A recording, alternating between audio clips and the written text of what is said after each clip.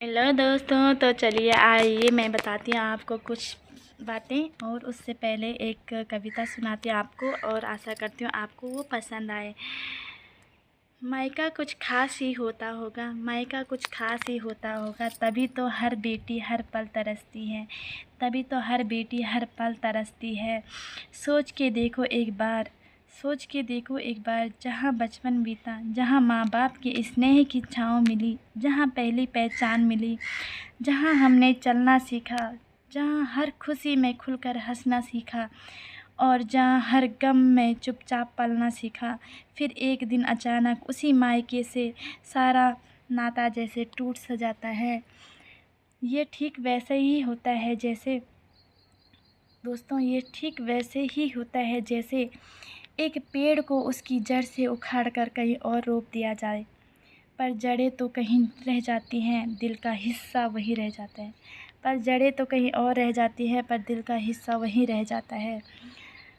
मायका वो घर नहीं एक एहसास है, मायका वो घर नहीं एक एहसास है, जो उम्र भर दिल के सबसे करीब होता है, जो उम्र भर क्या होता है दोस्तों, दिल के सबसे करीब होता है।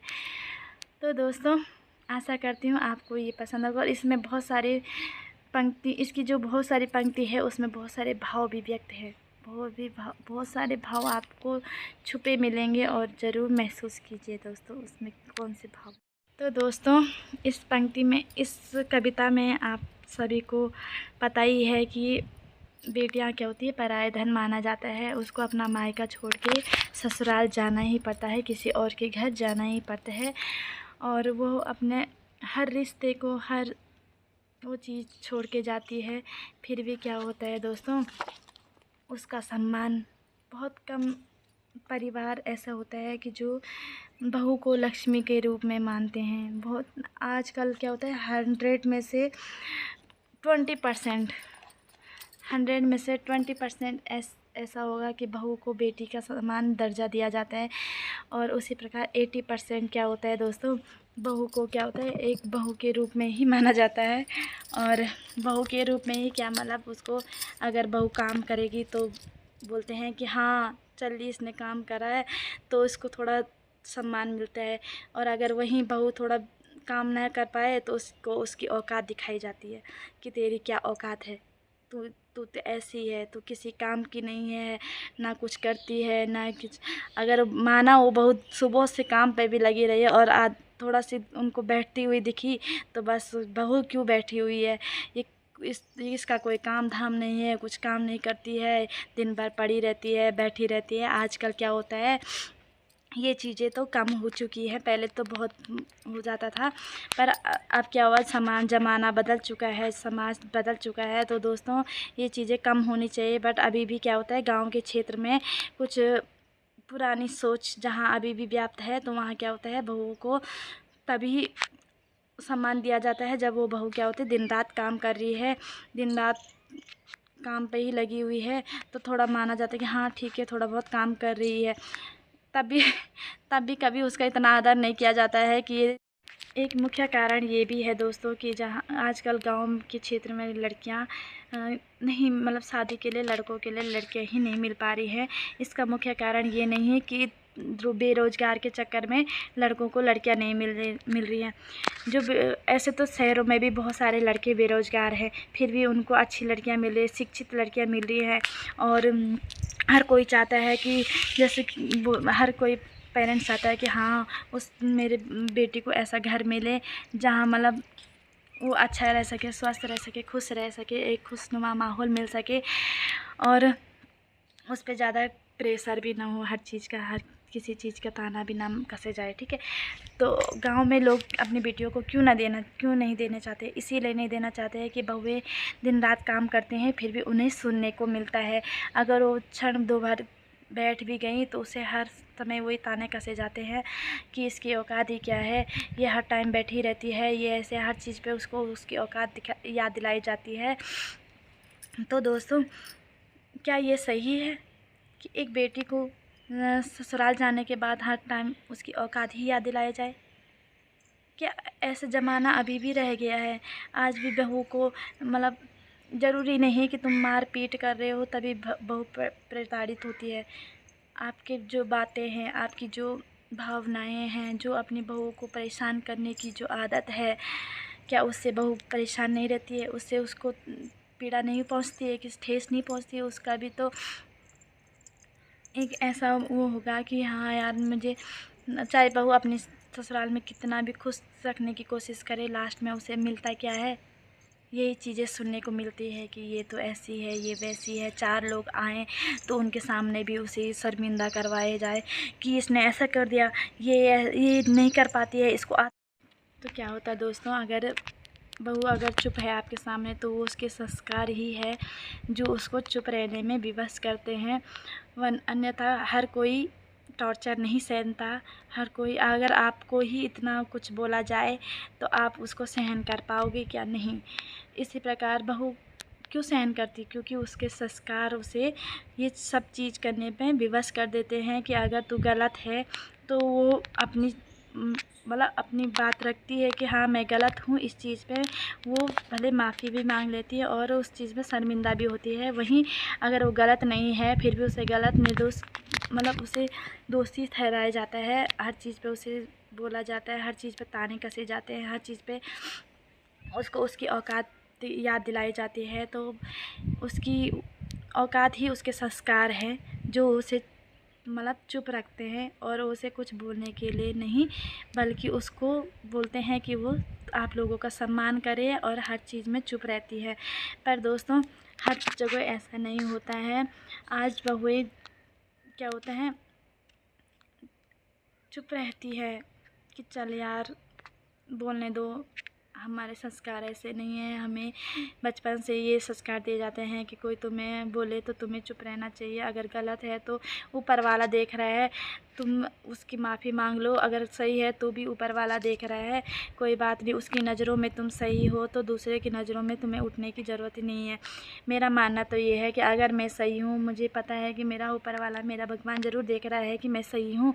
अगर मैं गलत हूँ तो मैं उस समय माफ़ी मांग लेती हूँ कि हाँ इस जगह मैं गलत हूँ और मैंने गलती करी है, ठीक है। वहीं अगर दिन रात अगर किसी को ताने मिल जाए, अगर वो लड़की काम ना कर पाए, उसे वो काम नहीं आता, फिर भी वो पूरी कोशिश करे, उसे हर बार ताने दिए जाते हैं कि इसकी क्या औकात है इसकी।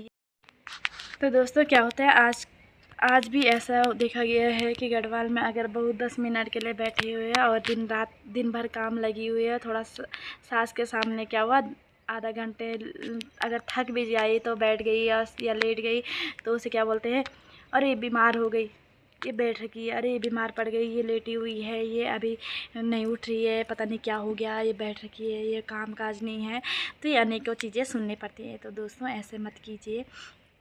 आजकल का ज़माना बदल चुका है, बहुएं कभी इतना नहीं सुनती हैं। माना उस मायके में अगर उसे इतने संस्कार दिए गए हैं कि तू कभी मुंह मत चलाना, कभी ये मत करना, जो बोला जाए वही करना, तो उस चीज़ का आप लोगों को भी सम्मान करना चाहिए कि हमारी बहू हमारे सामने ज़ुबान नहीं खोली तो हमें उसे हर पल उसे इतना मतलब इतना टॉर्चर नहीं करना चाहिए, इतना ताने दे के उसको हर समय उस इतना वो नहीं करना चाहिए, टॉर्चर नहीं करना चाहिए कि हमारी बहू इस मतलब इस मानसिकता पे पहुंच जाए कि उसको एक ही चीज़ नज़र आए कि या तो सुसाइड कर दे या फिर यहाँ से तलाक ले ले। तो आजकल तो ये आम चीज़ हो गया। अगर लड़ाई झगड़ा हो रहा तो लाइक क्या करते हैं लोग, सीधा तलाक ले लेते हैं कि भाई इससे छुटकारा ही पा लेते हैं। परंतु कभी कभी ऐसा भी होता है दोस्तों कि हमारे संस्कार होते हैं, जो हमें बचपन से दिए जाते हैं कि तुझे अपने जब तू ससुराल जाएगी तो तुझे किसी के सामने मुंह नहीं चलाना है, ये नहीं चलाना है। पहले तो हमें अपने परिवार के लिए देखा जाता है कि कोई बड़ा अगर तुमसे कुछ बोले तो तुम्हें उसके सामने मुंह नहीं खोलना है। अगर वो गलत है तो भी तुम्हें चुप रहना है, अगर वो सही है तो भी उसकी बातों का मनन करना है, बल्कि उसे पलट के जवाब नहीं देना है। तो हमें क्या होता है, बचपन से ही वही संस्कार दिए जाते हैं, वही सीख दी जाती है। तो दोस्तों बहुत से जगह ऐसे होते हैं कि दोस्तों बहू को अभी भी उसी नज़रिए से देखा जाता है। वैसे हालांकि माहौल तो बदल चुका है, पहले कामकाज ज़्यादा था तो बहू को सुनने के लिए भी बहुत मिलता था। अगर बहू थोड़ा 10 मिनट के लिए भी बैठ गई तो बहू को बहुत ही सुनना पड़ता था कि तू क्यों बैठी है, काम बहुत है। और आजकल तो ज़माना बदल चुका है, काम तो कम, अब उतना भी नहीं रहा, पर बहुत सारी जगहों क्या होता है, बहुत से काम होते हैं। जैसे कि अलग अलग क्षेत्र है, हर जगह की अलग अलग प्रथा होती है, हर जगह अलग अलग काम रिवाज होता है, अलग अलग काम होते हैं। तो कहीं ऐसा होता है कि ज़्यादा काम होता है, किसी क्षेत्र में ज़्यादा काम होता है, तो वहाँ क्या होता है, सुबह उठ के सुबह 6 बजे 5 बजे 6 बजे तो क्या ही बोले, पर 5 बजे उठ से लगे रहते हैं और शाम की रात तक, जब तक सोए नहीं तब तक काम ही करते रहते हैं। तो दोस्तों क्या होता है कि बहुत सी नई लड़कियां अगर ऐसे कई अलग क्षेत्र से आ जाती है जहां उसने कभी काम ना किया हो, और ऐसे क्षेत्र में चले जाती है कि जहाँ मतलब दिन रात काम करना पड़े, तभी उसको सम्मान मिलता है, तभी उसको मतलब एक बहू के नज़रिए से देखा जाता है, अन्यथा उसे ये बोला जाता है कि इसकी क्या औकात है। हंसी भी इस बात पे आती है दोस्तों कि हमेशा लड़कियों को शादी के बाद उसकी औकात से ही जाना जाता है। अगर बात आती है औकात पे, तो हमारे संस्कार इतने अच्छे होते हैं, हमारे संस्कार ऐसे हैं कि हमारे घर वालों ने हमें इतने दिव्य संस्कार दिए हैं कि हमने कभी पलट के जवाब नहीं दिया है। क्योंकि हमें जब हमारी औकात पे बात आई तो हमने अपनी औकात उसी समय ही प्रदर्शन कर दिया था कि अगर हम पलट के जवाब देते तो हमारी औकात नापी जाती। हमारे संस्कार इतने अच्छे हैं कि हमने अपनी औकात उसी समय दिखा दी थी, जो हमने पलट के जवाब नहीं दिया। दोस्तों तो सबसे बड़ी समस्या यही है कि शादी के लिए आजकल लड़कियां ही नहीं मिल पा रही है ग्रामीण क्षेत्रों में। बाकी शहरों में तो हर कोई अपनी लड़कियां देने के लिए राज़ी हो जाता है। सबको पता है हमारी लड़कियां अच्छे से रह सकती हैं, अगर पति ज़्यादा नौकरी वाला भी ना हो, फिर भी अपने परिवार को अच्छे से चला सकता है, अच्छे तरीके से रख सकता है, कोई दिक्कत नहीं होगी, मेरी बेटी को उतनी परेशानियां नहीं झेलनी पड़ेगी। वहीं अगर लड़की को क्या होता है, ग्रामीण क्षेत्रों में भेजा जाता है, गांव में उसकी विवाह किया जाता है, तो क्या होता है, लड़कियों के लिए पहले उसके वर ऐसे देखा जाता है जो सरकारी जॉब वाला होगा। परंतु दोस्तों सरकारी जॉब का भी क्या करना है, जब उसने सरकारी नौकरी करके अपनी बीवी बच्चों को गाँव में ही रखना है, मतलब उसी माहौल में रखना है जहाँ उसकी बीवी को हर समय वही चीज़ें सहनी पड़ी, वही चीज़ें करनी पड़ी। हालांकि हर जगह ऐसा नहीं होता है, हर जगह क्या होता है, सास अपनी बहू को अपनी बेटी के समान दर्जा देते हैं, जैसा कार्य वो करते हैं उसी प्रकार से उसको सिखाने की कोशिश करते हैं, ना कि उसे ताने देते हैं। और वहीं क्या होता है, अगर ऐसा माहौल, ऐसा परिवार हर किसी को मिले तो बेटियां बहू क्या होती है, बहू न बन के बल्कि बेटियां बन के रहती हैं, और वो मायका कभी याद नहीं करती हैं, ज़्यादातर मायके नहीं जाती, बल्कि उसे अपना ससुराल छोड़ने की क्या होता है, अपने ससुराल से दूर रहने की आदत ही नहीं होती है। वो अपने ससुराल को हर पल क्या होती है, अपने ससुराल में ही रहना चाहती है। अपने मायके में जाती हैं तो कभी कभार साल में 2 साल में ऐसे जाती हैं, अगर उसका अच्छा ससुराल मिला तो। अच्छा ससुराल कहने का तात्पर्य ये नहीं है कि हर कोई उससे प्यार ही करते रहिए, हर कोई उससे पूछते रहिए, ऐसा नहीं।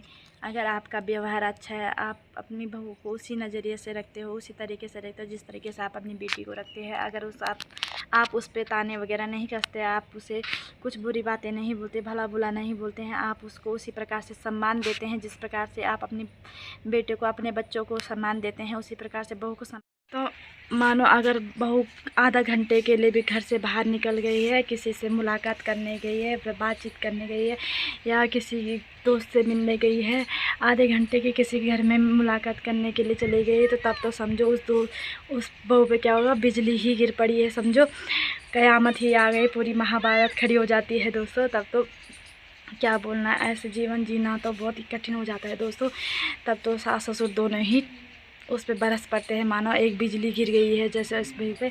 तो दोस्तों ऐसा जीवन भी कैसे जीना है दोस्तों, मैं तो यही कहना चाहूँगी, जीवन जीने के लिए तो हम किसी पे निर्भर नहीं होना चाहिए कि उसकी अनुरूप ही हमें अपनी ज़िंदगी जीनी चाहिए। ज़िंदगी जिसने दी है और जो लेगा वो ही उसी के मुताबिक चलना है दोस्तों।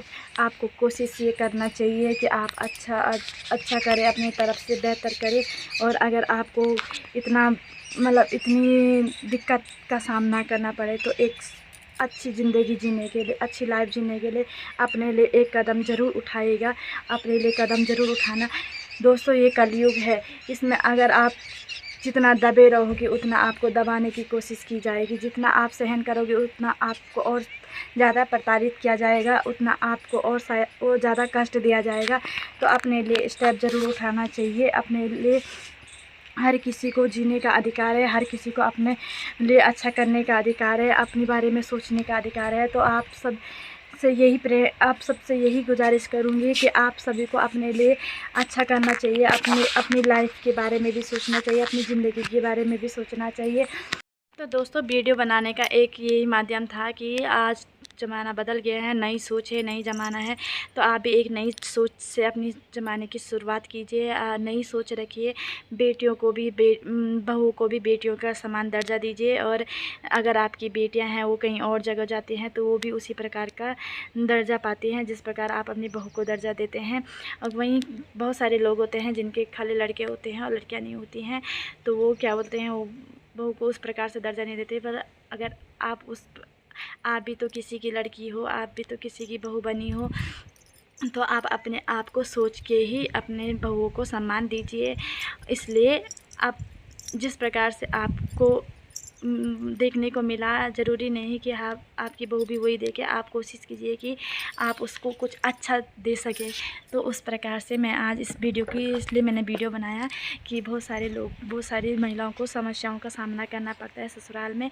तो मेरा निवेदन है कि आप अपनी बहुओं को अपने जिस प्रकार से आप करते हैं, जिस प्रकार से आप अपनी बेटियों को शिक्षा देते हैं, उसी प्रकार से बहू को भी शिक्षा दीजिए, बहू को भी वही सम्मान दीजिए जिस प्रकार से आप अपनी बेटियों को देते हैं।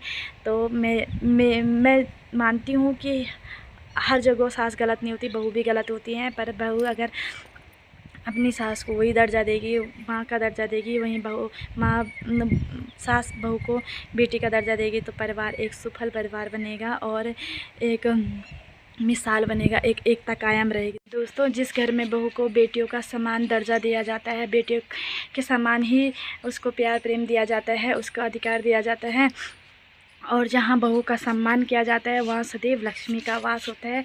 तो मैं आप सभी से यही प्रार्थना करती हूँ कि आप सभी अपने घर में अपनी अपनी बहुओं का सम्मान करें, अपने घर की लक्ष्मी का सम्मान करें। सदैव आपके घर में बरकत रहेगी, लक्ष्मी का वास रहेगा, सुख समृद्धि का वास रहेगा, धन वैभव का वास रहेगा और हमेशा शांति का माहौल रहेगा।